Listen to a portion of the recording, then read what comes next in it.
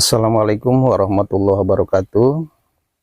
Baik, teman-teman, saudara-saudaraku di mana saja berada. Pada kesempatan ini saya akan mereview yaitu mengenai permasalahan melon yang sering dipertanyakan sama teman-teman, yaitu pertumbuhan tanaman yang kebanyakan pertumbuhannya tidak maksimal. Nah, di sini saya akan sampaikan seperti apa untuk menanganinya tanaman kita agar pertumbuhannya secara bagus atau sesuai yang kita inginkan. Untuk itu, silahkan ditonton videonya. Baik, teman-teman semua, di samping kami atau di belakang kami ini, dan kami ada posisi di tengah-tengah antara tanaman ya, tanaman melon yang sudah usia 28 HST setelah kita melakukan polinasi bunga melon. Dan pada kesempatan ini saya akan menyampaikan yaitu masalah pertumbuhan tanaman yang sering terjadi di lapangan atau di tempat-tempat teman-teman semua. Di sini kita perlu mengetahui apa sih untuk mengatasi tanaman kita pertumbuhannya yang lambat atau tidak maksimal. Padahal nutrisi yang diberikan ke tanaman kita itu sudah sesuai takaran-takaran yang dianjurkan. Atau kita beli nutrisi jadi untuk melon, dan adapun yang menggunakan racikan nutrisi abemik itu yang sudah saya dibikin tutorialnya, semua itu sudah dilakukan, akan tetapi di tanaman tetap pertumbuhannya tidak subur seperti yang ada di kebun kami ini. Nah, ini bisa dilihat teman-teman ya. Ini sesubur ini bukan pohonnya, ini cabang teman-teman ya.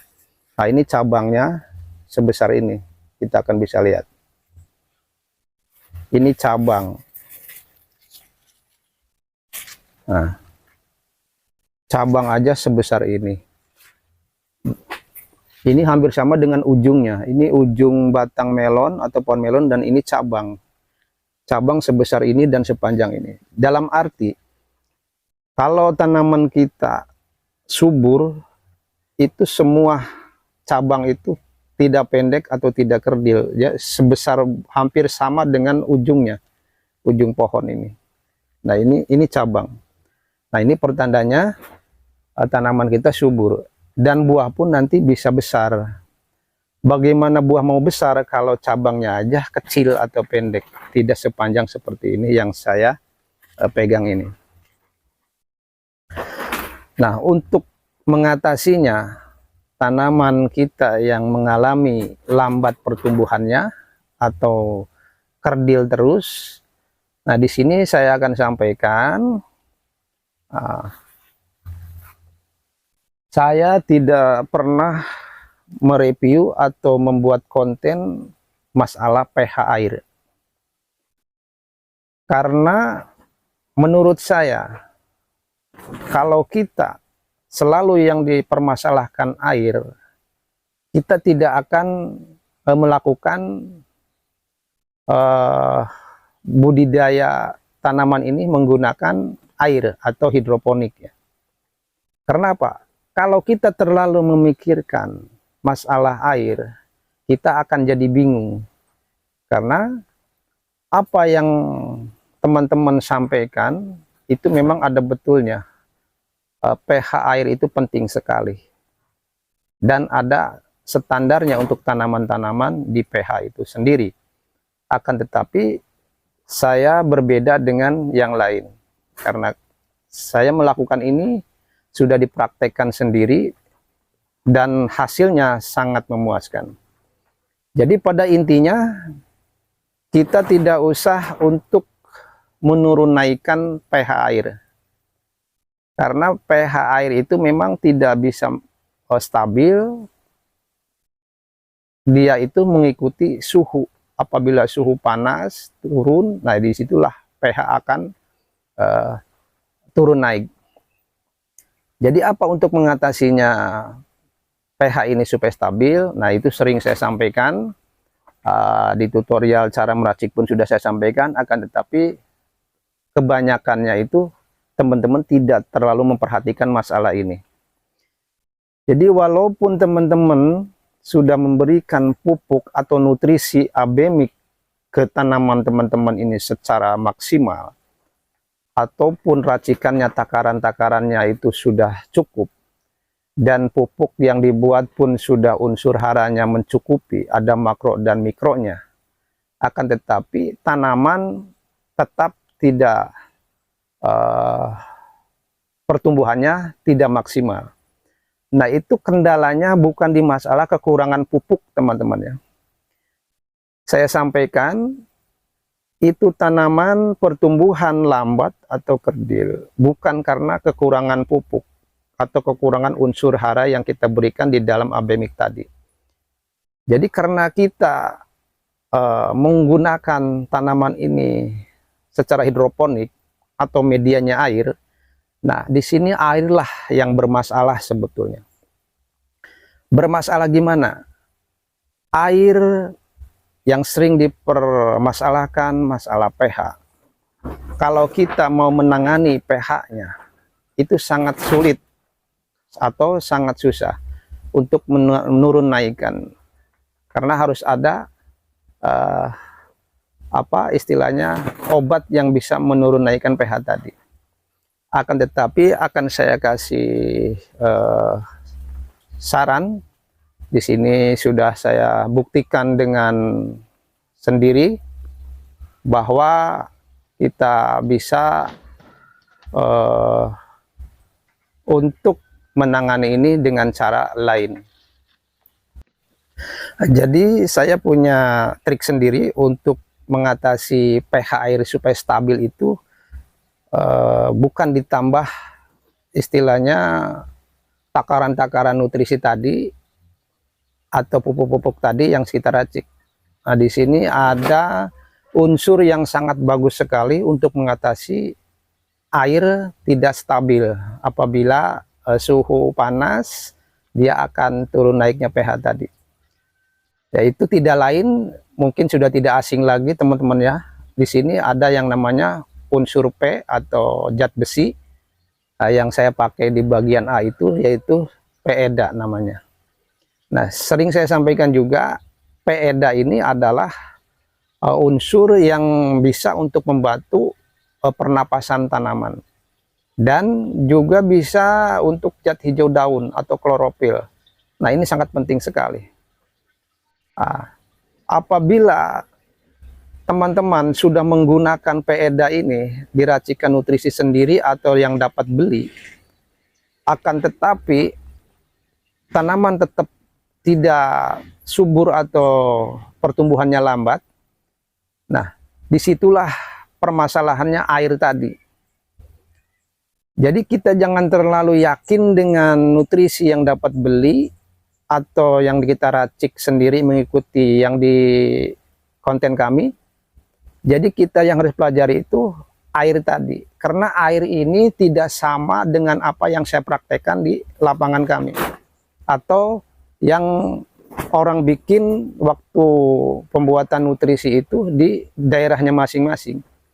Jadi begitu dipraktekkan di kebun kita tidak sama hasilnya. Nah contoh seperti kami di video kami, semua yang saya buat konten itu otomatis tanamannya subur-subur dan buah pun besar. Dan ini pun bisa dilihat sendiri, ini baru 28 HST, tanaman sudah sangat tinggi, balik lagi ke bawah ya.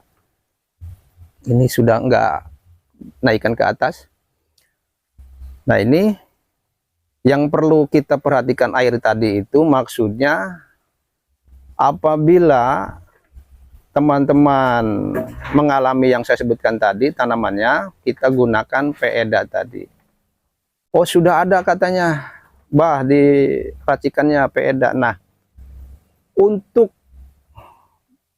apa mempertimbangkan atau menyeimbangkan PEDA ini, kita lihat dari pertumbuhan tadi. walaupun racikan nutrisi Abemik tadi sudah ada bawaannya, kalau kita beli jadi ya, nah kita bisa ditambah di bagian PEDA-nya. Kita jangan takut tanaman nanti jadi gosong, tidak, karena ini sangat aman ya. PEDA ini sangat aman, dia larutnya 100% ke air. Jadi kuncinya untuk menstabilkan air supaya pH-nya itu di waktu suhu panas dia bisa menyesuaikan atau bisa menekan, dan apabila turun dia bisa menyeimbangkan suhu tadi atau air tadi yang pH-nya tidak stabil. Nah, ini tanaman bisa akan tumbuh dengan maksimal karena air tadi sudah kita dikasih PEDA yang untuk menstabilkan air tadi. Jadi nanti si tanaman ini bisa menyerap nutrisi-nutrisi yang kita berikan itu dengan sempurna. Kalau kita airnya masih belum kita rawat atau belum dikasih PEDA tadi yang bisa menstabilkan air tadi, tanaman tidak akan tumbuh dengan sempurna. Walaupun takaran nutrisi yang kita buat itu sangat bagus sekali mengikuti takaran-takaran yang sesuai dengan aturannya. Nah itu teman-teman ya, kuncinya adalah PEDA ini bisa menyeimbangkan atau menyesuaikan air apabila suhu tidak stabil tadi. Pada intinya teman-teman jangan ragu dan jangan takut apabila menambahkan PEDA ini tanaman menjadi gosong. Ini pengalaman saya yang sudah saya praktekkan langsung teman-teman. Nah ini nutrisi racikan saya yang kemarin dibuat konten kemarin. Nah ini sangat subur sekali teman-teman ya. Ini cabang aja seperti ini. Semua. Jadi sangat subur. Jadi banyak teman-teman yang komen katanya racikannya sama, perawatan pun sama seperti yang di konten kami, akan tapi hasilnya tidak sama. Nah yang bisa tidak sama itu teman-teman ya, bukan masalah pupuk atau perawatannya, air itulah yang bisa membedakan di daerah kita masing-masing. Jadi yang saya racik di sini, ini saya sesuaikan dengan air yang ada di sini. Dan teman-teman pun kalau mau meracik sendiri di rumah, di tempat sendiri, itu sesuaikan dengan air yang ada di situ. Nah, nanti kita cek dulu pH-nya berapa. Nah, nanti standarnya untuk melon itu berapa pH-nya. Nah, kita baru bisa menyesuaikan PEDA tadi. Nah, lebih jelasnya, kalau pengen lebih mudahnya untuk memahami ini, jadi tanaman teman-teman itu untuk mempelajarinya lihat dari pertumbuhan tanaman saja, itu sangat mudah sekali. Jadi kalau tanaman kita pertumbuhannya lambat atau kerdil, tidak sesuai dengan waktunya, umpama di usia 28 HST masih di bawah, belum tinggi atau baru berapa helai daun, nah itu pertanda tanaman kita kan tidak maksimal. Jadi kita mudah untuk mempelajari masalah di nutrisi tadi. Jadi jangan terlalu kita mengikuti apa yang saya sampaikan, nutrisi yang saya racik. Nah itu semua cuma takaran standarnya. Jadi kalau kita untuk mengubahnya itu bisa apabila kelebihannya dikurangin, apabila kekurangan ya kita tambahin. Nah, maksud kami ke situ. Oke, mungkin itu saja teman-teman ya.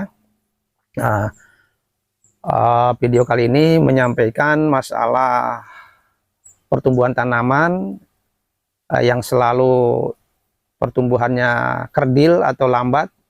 Sebetulnya itu bukan kekurangan nutrisi ya, cuma masalahnya di air tadi, karena kita bertanam ini menggunakan air atau hidroponik. Karena hidroponik ini medianya dengan air, disitulah kita harus air itu kita pelajari dengan semaksimal mungkin. Jadi selain kita menguji pH-nya dan kita mempelajari tanamannya. Nah, saya sampaikan tidak bosan-bosan. Saya tidak pernah mempermasalahkan pH. Saya lebih cenderung ke mempelajari di pertumbuhan tanaman. Setelah itu barulah saya peduli dengan yang namanya air. Cuma disitulah kuncinya untuk tanaman kita subur seperti ini. Hanya menggunakan PEDA tadilah yang bisa mengatasi air supaya stabil, tanaman bisa menyerap nutrisi dengan maksimal. Karena pH tadilah yang bisa menghalangi si akar tanaman menyerap nutrisi, jadi tanaman tidak tumbuh sempurna. Oke, mungkin itu saja teman-teman ya. Oh ya, saya sampaikan pada teman-teman yang baru ketemu channel ini, silakan bantu di subscribe dulu ya, ditekan tombol loncengnya supaya teman-teman mendapat notifikasi apabila kami mengupload video-video baru ya. Dan saya terima kasih juga pada teman-teman yang selalu setia menonton video-video kami, dan semoga teman-teman yang masih belajar bisa sukses, dan insya Allah kalau menggunakan atau menerapkan apa-apa yang saya sampaikan, insya Allah tanaman kalian semua akan sesubur yang ada di kebun kami ini. Alhamdulillah kami selama 3 tahun terakhir ini, dari belajar sampai sekarang tidak pernah mengalami kegagalan di tanaman melon ini. Karena kami selalu konsisten untuk merawat dan selalu mencari apa kekurangan atau bagaimana untuk memaksimalkan pertumbuhan tanaman ini. Nah, setelah kami coba dan berhasil, baru kami bisa men-share-nya untuk teman-teman semua, supaya teman-teman tidak susah-susah untuk mempelajarinya, hanya untuk menirunya saja atau menginspirasinya saja. Mungkin itu saja teman-teman ya, dari kami Putra Pasuruan Hidroponik mengucapkan Assalamualaikum warahmatullahi wabarakatuh.